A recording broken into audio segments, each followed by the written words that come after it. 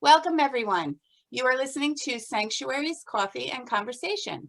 My name is Myrna Haskell. I'm executive editor of Sanctuary Magazine. This is an online publication for women that empowers and inspires with a focus on the arts, humanitarian pursuits, health and wellness, inspirational travel, career, and finance. You can find us at sanctuary-magazine.com. This morning, my guest is Lauree Ostrofsky. She is an author, a business coach, and founder of two different businesses, by the way, Simply Leap, LLC, and Hudson Valley Women in Business, which is a networking community for women business owners in the Hudson Valley region of New York. Welcome, Lauree. Good morning. Oh, thank you so much, Myrna. I'm thrilled to be here. Yeah, I'm so glad to have you, and happy Women's History Month. Yay. Yay. Lots of women to celebrate. Yeah, so this is great that we're talking about business and women in business, women business leaders. So I'm really excited about this topic. But I wanted to start out with a little bit of kind of daunting statistics for the listeners. So most agree that actually less than a third of small business survives past 10 years. So, that's hard to hear. But I was wondering if you could tell us, since you have been coaching leaders for a long time, what you think the most important skill is to have that longevity and to be able to survive long term. Yeah, absolutely. And, it's hard to pick one. So I'm actually going to say two. Okay. And so the first one I'll say is flexibility, because as time goes by, our businesses, the work that we're doing, even within corporate environments, our work needs to change, even in schools and other organizations. Times change, what needs are change, and so we have to change with them. And sometimes how we deliver them needs to change. We need to change where we are on social media. There's all that stuff. And I think the flexibility is really important, and openness to being flexible. And the other one is more in my wheelhouse, which is pushing through discomfort. Being scared and doing it anyway, yes. Which is, I don't mean to quote my own book, but like that gets quoted back to me a whole bunch, that I'm scared and doing it anyway, because as business owners especially, and I think maybe just as women in general, every day is different. Every day we turn on the computer, we get started, something new is happening that we probably don't have a lot of experience in. And then you have to almost be a chameleon. Yeah, you have to be ready for the change, right? You have Absolutely. To be able to think on your feet and hit the ground running. That's hard to do when you're sort of navigating all these other parts of business. Yeah, and that's where the scared and doing it anyway happens, because it's not that we have to be fearless as business owners or otherwise. It's that we have to recognize our own discomfort with being in new territory, doing stuff we don't know is going to work. Potentially disappointing people or getting it wrong, and find a way to keep going in spite of that feeling. I think that really builds and breeds longevity, because our muscle of being scared and doing it anyway develops over time. And I think it actually serves our flexibility too. Handling our own discomfort and fear is important. Yeah, and I think also knowing that it's okay to make a mistake too, right? I mean, we were supposed to be learning from those mistakes, but I think hearing from other women, and you run that large networking group, that they've made mistakes and gone through to the light on the other side sort of helps us too, because everybody's going to make mistakes. It's how you deal with them, how you learn from them, how you move forward that makes a big difference in business or in life, I guess, in general anyway, right?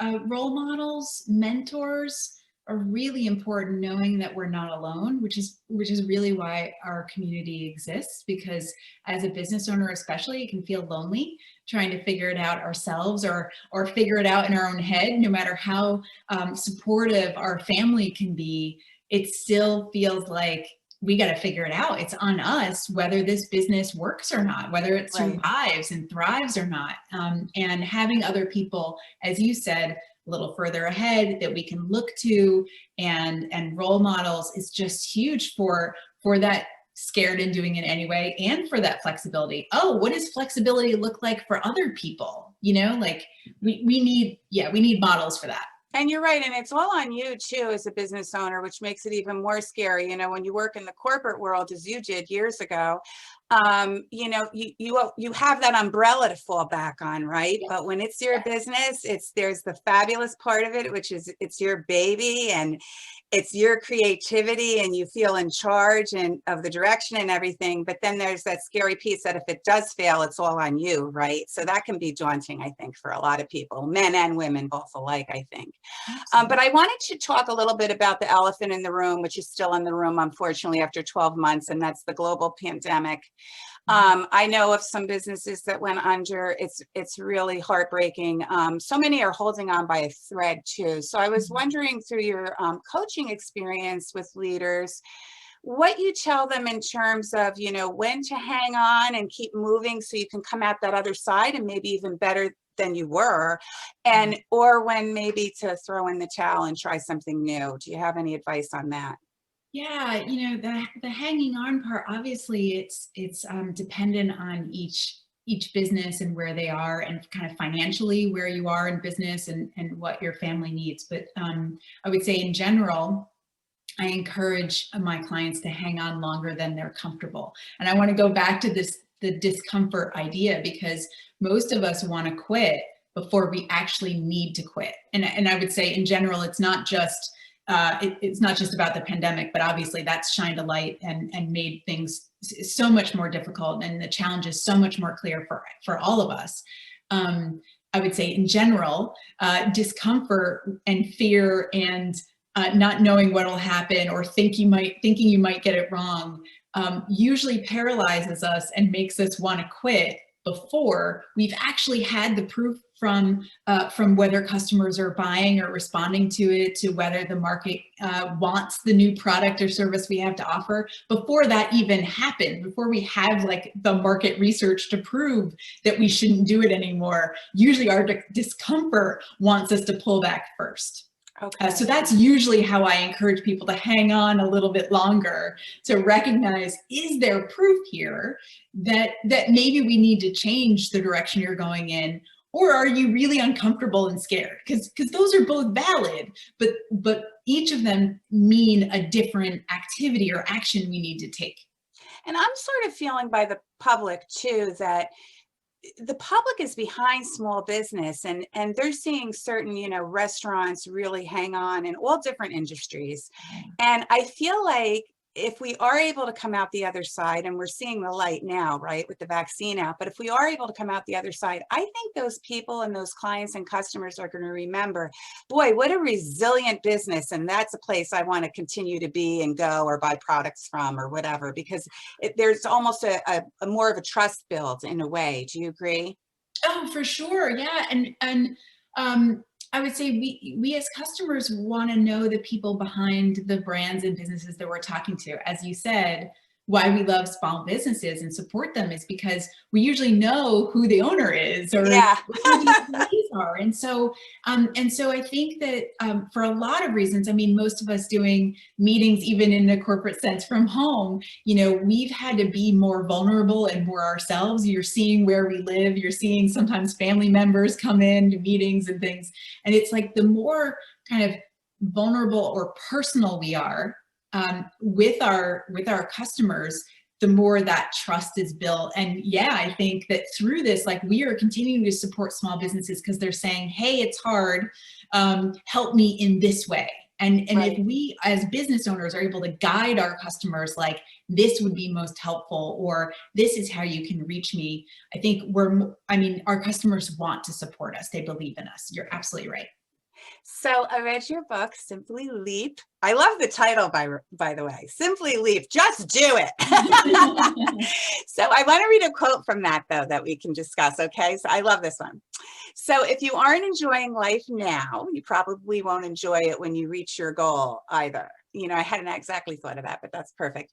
People withhold enjoyment from themselves constantly, like they're their own mean parents who won't let them have dessert until they finish all their vegetables. I love that, Lauree.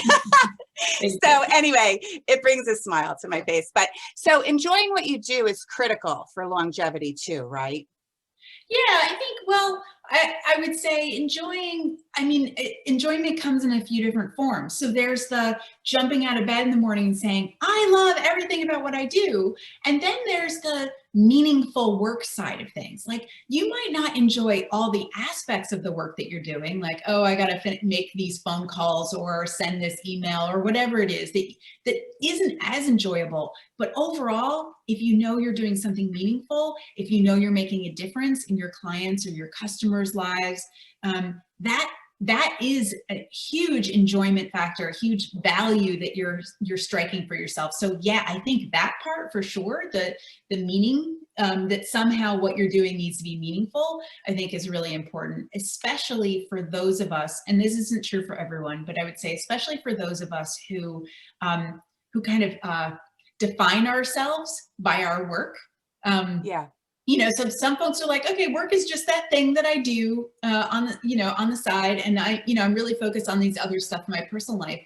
And I would say I would put myself in this category. Well, who I am is a good chunk of what I do. And Me so, too. yeah. I think back to the days where I was a freelance writer, Lauree, and it was, I had tons of deadlines. I was doing all different things as an editor and a syndicated columnist and different things. But the fact of the matter was, it wasn't all on me. As a business owner, I think it's with me all the time. You know what I mean? I had to learn to go past the office and just say, enough is enough. I'm going to watch a movie tonight, or I'm going to sit down with my husband and find out what his day's like, or I'm going to call my kids or whatever.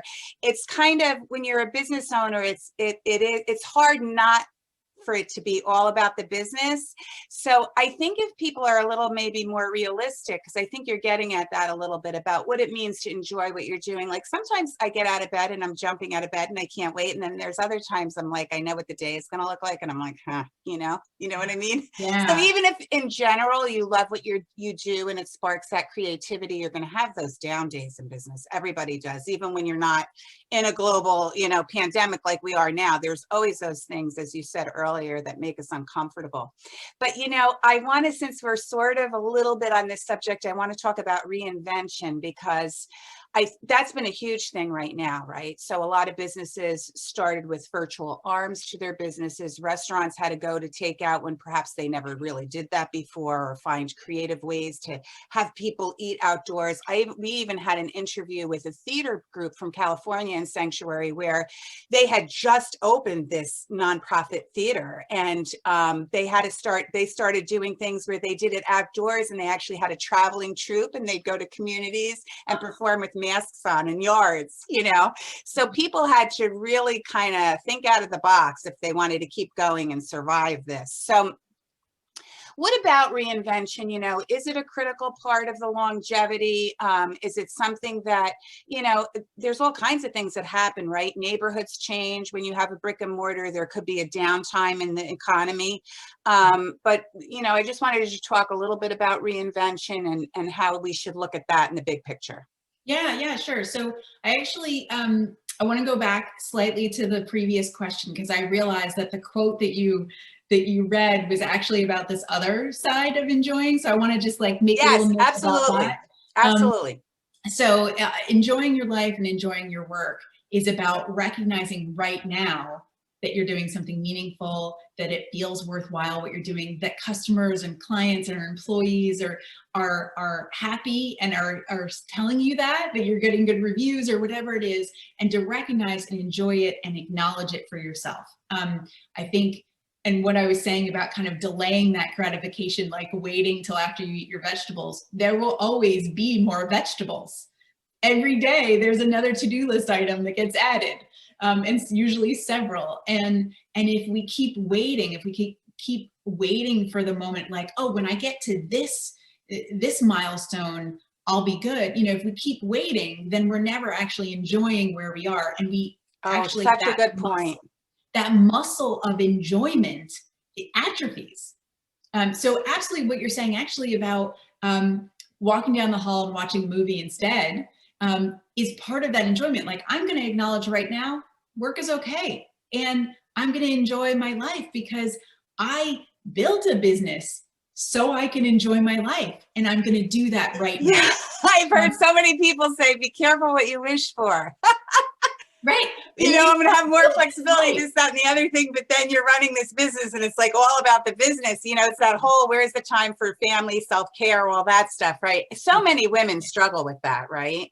Yeah, for sure, for sure. And I think the enjoy and our ability to enjoy it and acknowledge like we've already gotten somewhere. We don't have to do anything else to already consider this successful where we are. And I would say like if we stop, there's pretty much something that we can call to within the last day that's like, you know what, I got that good review, I got the great email, you know, someone said thank you, you know, that says like, oh, there's already proof here. And so have dessert first, totally okay. Have dessert, I love it. vegetables will be there later, you know. So I just want to say how important that is, because especially actually during a global pandemic, it does not look like what we thought it was going to be. Like the goals that we set last year didn't happen in the way we thought they would. And that does not mean we need to delay acknowledging success in the new forms that maybe it showed up. So yes. And I'm sure that relates to your reinvention question too. Yes, it does. But you know, it's scary though a little bit sometimes to reinvent, right? Because lots of times you're sort of, you're walking into a black hole. You don't know what's going to come out because it wasn't in your initial business plan, or it wasn't your idea from the beginning. And now you're in this place where you feel like you're diving in head first without a life jacket kind of thing. You know, it's, it can be really scary, but I think the people who did dive in and who did reinvent during this are the people that are still hanging on, because you had to do it. I mean, it was crazy. I think for most industries, this was really tough. I know a few did really well. Zoom did really well. Right? So there were some industries in there, of course, that were able to benefit really well from this. But I think it makes us stronger that we had to do those things. Don't you think? Yeah, for sure. Right, absolutely. And I guess I want to say something about reinvention in that sometimes it doesn't have to be a full reinvention. I would say, you know, similar to what I said earlier about, you know, the importance of flexibility. Yes, reinvention and flexibility go together. The ability to say, you know what, there's a different customer that wants what I'm offering than I had planned for my business. And maybe I need to change that, or change how I'm talking about it, or change how people find me. That has a mini reinvention to it. It doesn't mean that you have to scrap everything that you've had before. Because the other thing that, as I was saying before about like, sometimes we think we need to reinvent before we actually do.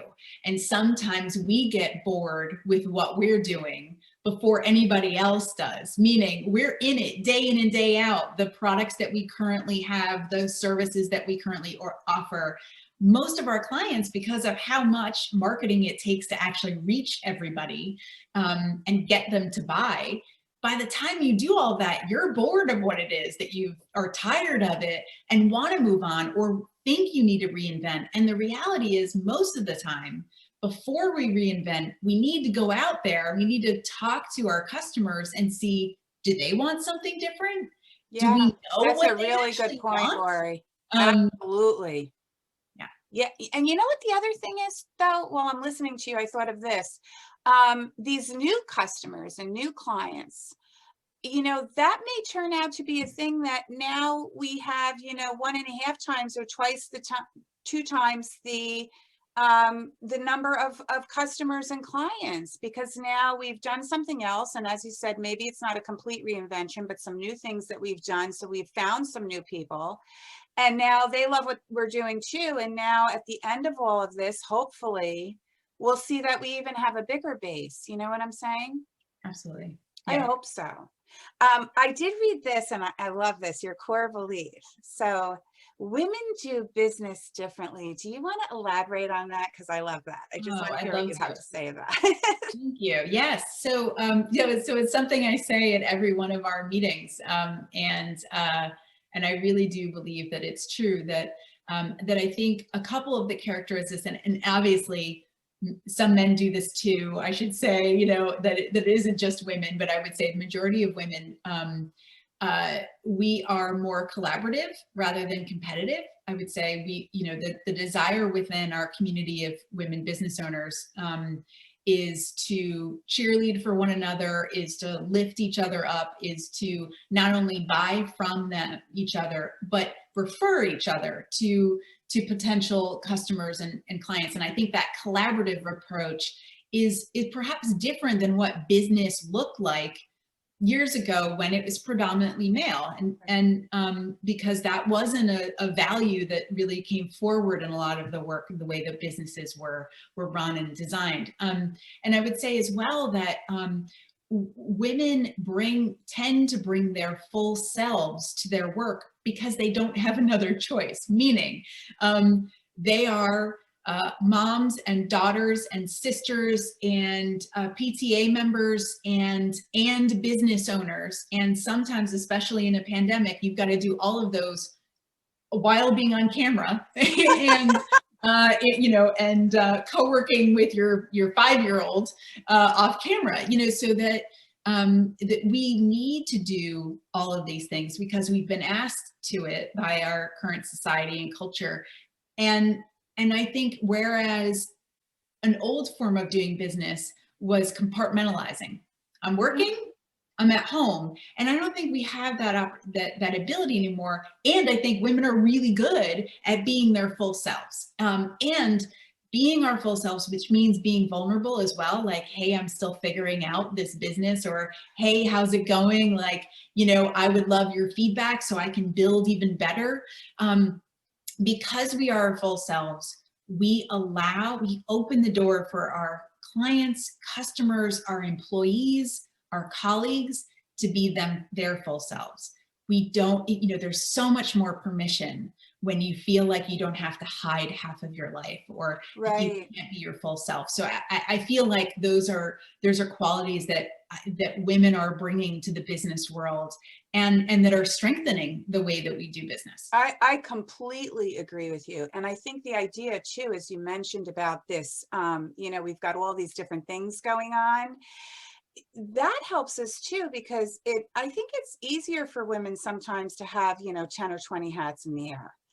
Because we're doing that outside the business. We're doing that in life, taking care of elderly parents while our children are still at home, while we're doing different community things, while we're running the business, while we're, talking on the phone and stirring a sauce and, doing an email maybe on the iPad 2 seconds later. I mean, I just, women are really good at multitasking. I totally agree with the collaboration piece, but I also wanted to bring up that sort of feeding off each other in the creativity department. And I don't mean the arts department necessarily, but just creativity in general. I think that, because, I've sat down at tables with various women in business, and they're in all maybe different industries, right? Mm-hmm. But you can take something from everybody. And I think there's such a give and take there that it's actually like we're feeding off of each other and getting that energy and creativity from one another. Do you think so? Absolutely. And I think that we perhaps naturally believe that everything doesn't have to come from us, that we can collect ideas and answers from other people and be stronger as a result, as opposed to, I can't let anybody know, I need to figure this out all by myself, I need to stand on my own. I think that naturally through this social nature of women and how our groups have formed over years, I think that we naturally, as you said, when we're in a room or we're in a circle together, we're going to share ideas openly, and we're also going to collect them and say, you know what, if she's learned that already, why would I need to learn something again? I can just take that knowledge and apply it in a really generous and generative way. Yeah, I agree. So I'm hoping then that you can tell us a little bit about the networking piece, what you do, what's next for Lauree, maybe how our listeners can reach you, after they watch this, so that, you can explain a little bit more about what you do, I guess. Yeah, absolutely. Hi, everybody. So my coaching business, I work mainly with women creating more meaningful careers and businesses. And that business is called Simply Leap, like my book. and you can reach me at simplyleap.com. I have 2 books there, and I'm working on a third about exactly what we just talked about, how we do business differently in those And there's that aspects. multitasking. You're doing all this stuff and you're writing a book too. Exactly. That's right. What else to do during a pandemic? Everything and write a book. Yeah, so that's how to find me. And then in addition, I'm a founder of Hudson Valley Women in Business, and our organization is currently 3,000 members across the Hudson Valley region. We have monthly events, and so if you're tuning in now, our next event is Monday, April 12th. It is going to be fantastic. We are having a speaker, Precious Williams, who won on Shark Tank, and for her business, and then has parlayed that into a consulting business where she helps you pitch yourself powerfully. And whether you're pitching your business on Shark Tank as well, or just putting yourself out there, which can be really intimidating. It can. It's scary for a lot of people, Lauree. Exactly. Really scary for a lot of people. So she's kind of covering some tactics and techniques of like how to feel more confident when you're putting yourself out there in whatever capacity it is. So would love for you to join. And that's April 12th, you said, right? April 12th, 6 o'clock. Yes, she will be leading us and helping us then. Yeah, and we have some membership levels in Hudson Valley Women in Business, including free to join our vibrant online community. And we'd love to have your business owner watchers be part of this. And just a note about that members can be at the idea stage in business. We have a good number of businesses at the idea stage, like trying to figure it out, thinking about, making the leap into owning their own business. And then we have owners up to 10 plus, 20 plus years in. And so we have this beautiful mentoring kind of aspect to our work. So you have women in business at all the different levels. So that's terrific in terms of the roundtables we were talking about. Absolutely. Well, this has been a pleasure. Thank you so much for your advice and your expertise. And I know that the listeners are going to get a lot out of this. So thanks for joining me this morning. I appreciate it. Thank you so much. I'd like to close, as I always do, by wishing all of our listeners and our readers good health, happiness, and continued inspiration. Thanks for joining us.